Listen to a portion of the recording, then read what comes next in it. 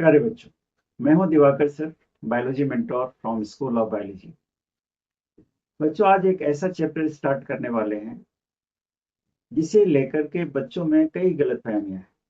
ये टॉपिक बहुत मुश्किल होता है, इसमें अंडरस्टैंडिंग जैसी कोई चीज नहीं होती। मैं आपको बताना चाहता हूं ऐसी कोई बात नहीं है। इसकी प्रॉपर अंडरस्टैंडिंग होती है। और इस टॉपिक को यदि आप अच्छे से समझेंगे, पूरे लेक्चर को समझेंगे, मैं ये तो नहीं कहूँगा कि मेरे पास कोई जादुई छड़ी है जिसे घुमा करके ये टॉपिक मैं आपको सिखा दूंगा।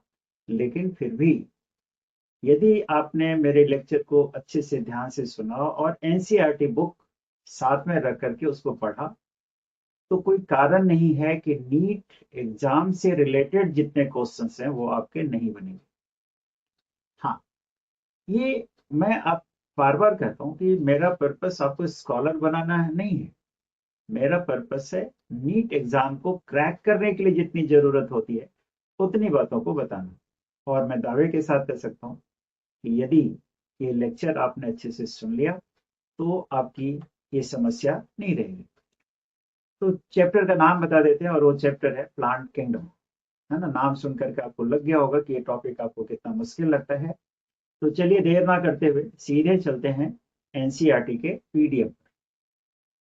आपके सामने खुल गया एनसीईआरटी का पीडीएफ प्लांट किंगडम। सबसे पहले प्लांट किंगडम में हमें आज प्लांट किंगडम का ना एक इंट्रोडक्टिव पार्ट हम ले रहे हैं। तो कई बार बच्चों को लगता है कि इंट्रोडक्शन में क्या रखा होगा।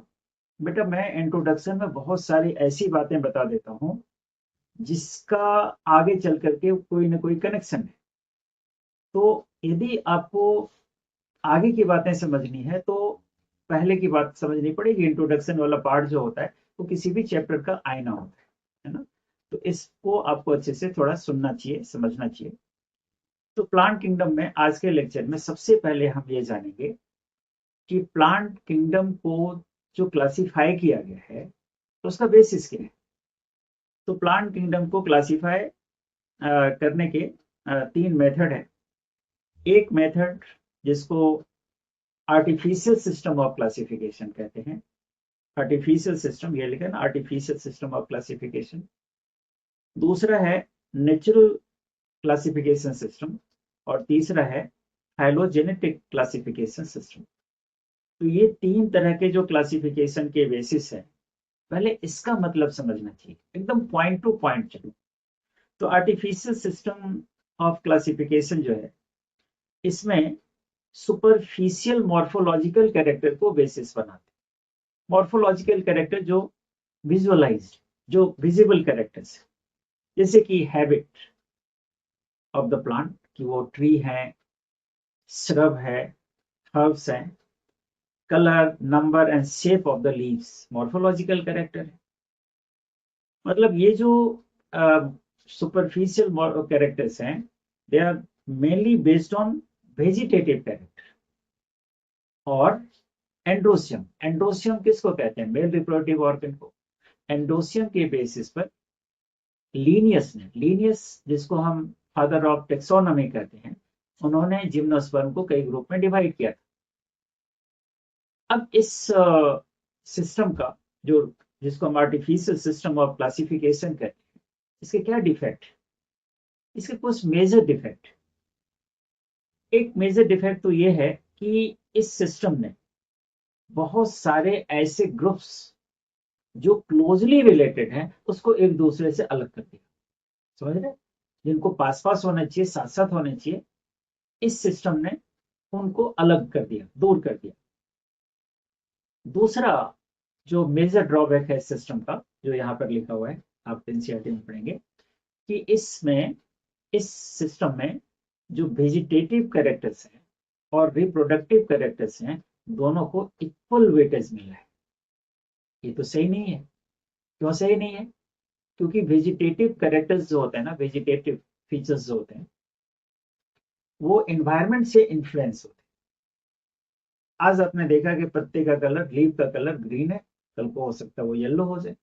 तो फिर आप कैसे करोगे? आपने ग्रीन के बेसिस पर उसको क्लासिफाई किया था। तो नेचुरल सिस्टम में कुछ, सॉरी, आर्टिफिशियल सिस्टम में कुछ डिफेक्ट्स थे। तो इस डिफेक्ट को दूर किया गया natural system of classification. Natural system of classification जो है बेंथम एंड हुकर ने दिया था। अगले पेज पर इसका नाम भी लिखा हुआ है। तो इन्होंने क्या क्या बेसिस बनाया? एक तो बेसिस बनाया नेचुरल एफिनिटीज।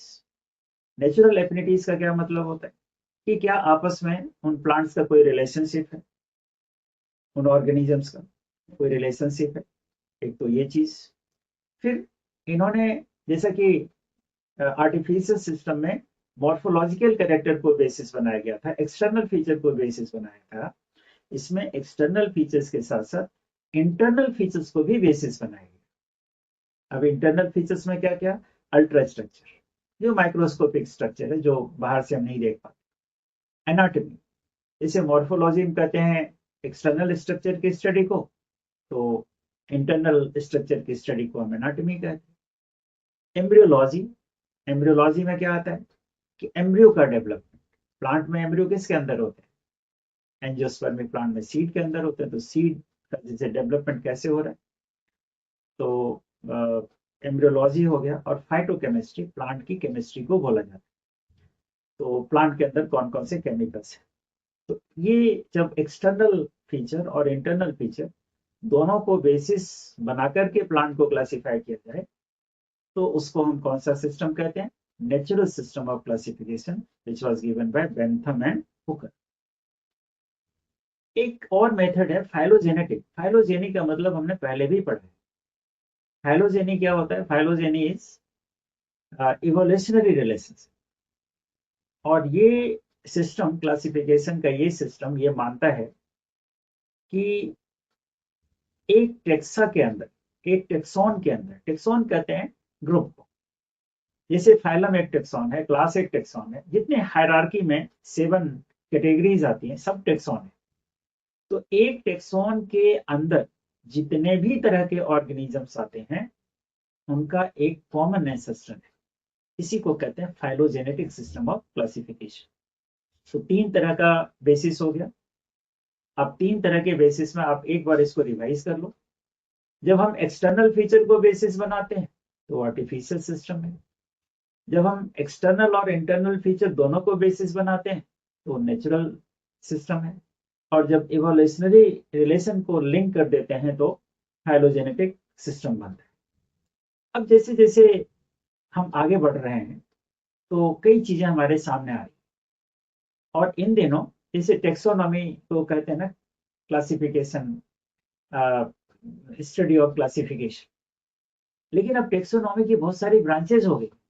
तो देखो, एक न्यूमेरिकल टेक्सोनॉमी है, साइटो टेक्सोनॉमी है और कीमो टेक्सोनॉमी। तो इन तीनों को डेफिनेशन से समझिए पहले कि अब हम जब प्लांट को क्लासिफाई करते हैं या किसी भी ऑर्गेनिज्म को क्लासिफाई करते हैं तो टेक्सोनॉमी के इस ब्रांच का भी सहारा लेते हैं। न्यूमेरिकल टेक्सोनॉमी, साइटो टेक्सोनॉमी और कीमो टेक्सोनॉमी। आइए समझते हैं कि इन तीनों टेक्सोनॉमी का मतलब क्या है। जिसे न्यूमेरिकल टेक्सोनॉमी, तो न्यूमेरिकल टेक्सोनॉमी में हम कंप्यूटर का हेल्प लेते हैं प्लांट को क्लासिफाई करने।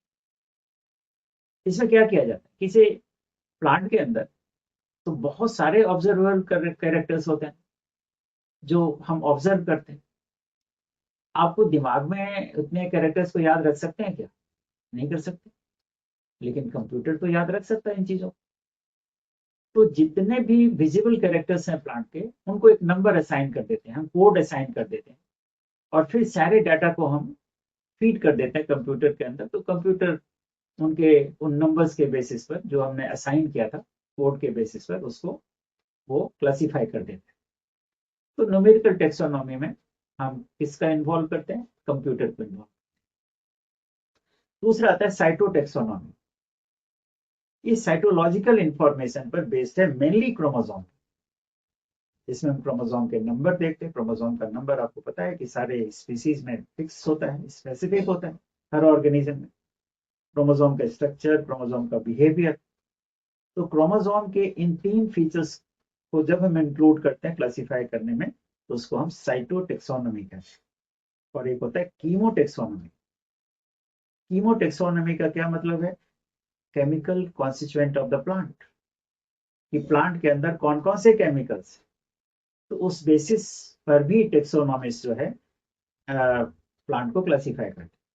तो प्लांट को क्लासिफाई करते हुए फाइलोजेनेटिक रिलेशनशिप के साथ साथ न्यूमेरिकल टेक्सोनॉमी, साइटोटेक्सोनॉमी और कीमोटेक्सोनॉमी का भी हेल्प लेते हैं। ये तो एक हुआ कि brief introduction of plant kingdom. लेकिन एक चीज जो और मैं आपसे बताना चाहूंगा यहाँ पर, है ना, एक और चीज जो मैं बताना चाहूंगा जो कि बुक में नहीं दिया हुआ है, लेकिन ये चीज आपको प्लांट किंगडम स्टार्ट करने के पहले जरूर कर लेना चाहिए। ये जो फ्लो चार्ट है ना, एक टेबल के फॉर्म में, तो देखो ये चार्ट यदि आपको याद रहेगा तो प्लांट किंगडम की बहुत सारी अंडरस्टैंडिंग अपने आप क्लियर हो जाए। सबसे पहले, जैसा कि आप सभी जानते हो कि प्लांट में, एनिमल में जिसको हम फाइलम कहते हैं, प्लांट में उसको क्या कहते हैं, डिवीजन। तो ये 5 डिवीजन में हमने प्लांट किंगडम को क्लासिफाई कर, है ना। एल्गी है, ब्रायोफाइट है, टेरिडोफाइट है, जिम्नोस्पर्म है और एंजियोस्पर्म। इसी प्लांट किंगडम का आउटलाइन क्लासिफिकेशन यहाँ पर हमने दे रखा है। इससे पहले कि प्लांट किंगडम को हम 2 ग्रुप में डिवाइड कर देते, एल्गी और एम्ब्रियोफाइट। एम्ब्रियोफाइट का मतलब है कि वो प्लांट जिसमें एम्ब्रियो प्रेजेंट है, और एम्ब्रियो प्रेजेंट है सेकेंड नंबर से 5th नंबर, ब्रायोफाइट से लेकर के एंजियोस्पर्म। मतलब एल्गी में एम्ब्रियो नहीं होता। क्यों नहीं होता वो आगे हम देखेंगे जब हम एल्गी पढ़ेंगे। तो algae is the only plant जिसमें एम्ब्रियो नहीं होता पहले फाइलम में, बाकी सब में एम्ब्रियो होता है, तो उसको एम्ब्रियोफाइट कहेंगे। फिर एम्ब्रियोफाइट को हम 2 भाग में डिवाइड करते हैं, ब्रायोफाइट और ट्रैक्योफाइट। ट्रैक्योफाइट उन प्लांट्स को बोला जाता है जिसमें वेस्कुलर बंडल प्रेजेंट हो। तो वेस्कुलर बंडल लास्ट के 3 फाइलम में होता है। लास्ट के 3 फाइलम ये तीनों है, टेरिडोफाइट, जिम्नोस्पर्म और एंजियोस्पर्म। तो जो ब्रायोफाइट है उसमें वेस्कुलर बंडल नहीं होता, तो अलग हो गया। अब जो वेस्कुलर बंडल वाले 3 प्लांट हैं, उसको फर्दर 2 पार्ट में हम डिवाइड करते हैं, एक है टेरिडोफाइट और एक है स्पर्मेटोफाइट। जो टेरिडोफाइट है उसमें सीड्स नहीं बनते, उसको अलग हो गया। जिसमें सीड्स बनते हैं उसको स्पर्मेटोफाइट कहते हैं। तो ये लास्ट के 2 बच गए, जिम्नोस्पर्म और एंजियोस्पर्म। दोनों में सीड बनता है, तो स्पर्मेटोफाइट। और स्पर्मेटोफाइट फिर 2 ग्रुप में डिवाइडेड है, जिम्नोस्पर्म और एंजियोस्पर्म। बेसिस क्या है कि जिम्नोस्पर्म में सीड तो बनता है लेकिन फ्रूट्स नहीं होते, इसलिए उसके सीड को नेकेड सीड बोलते हैं। जिम्नो वर्ड का मतलब ही नेकेड। और एंजियोस्पर्म, एंजियोस्पर्म में जो सीड्स होते हैं वो फ्रूट्स के अंदर प्रेजेंट होते हैं। अब जो जिम्नोस्पर्म है उसमें फ्रूट्स क्यों नहीं बनता, क्योंकि फ्रूट्स मॉडिफिकेशन है ओवरी का, और ओवरी फ्लावर का पार्ट है, फीमेल उसका पार्ट है, कार्पेल का पार्ट है या पिस्टिल का पार्ट। इसमें फ्लावर जिम्नोस्पर्म में होता ही नहीं, फ्लावरिंग प्लांट तो एंजियोस्पर्म में। तो इसलिए एंजियोस्पर्म में फ्रूट्स बनते हैं, और ओव्यूल जो है वो मॉडिफाई हो जाता है सीड में।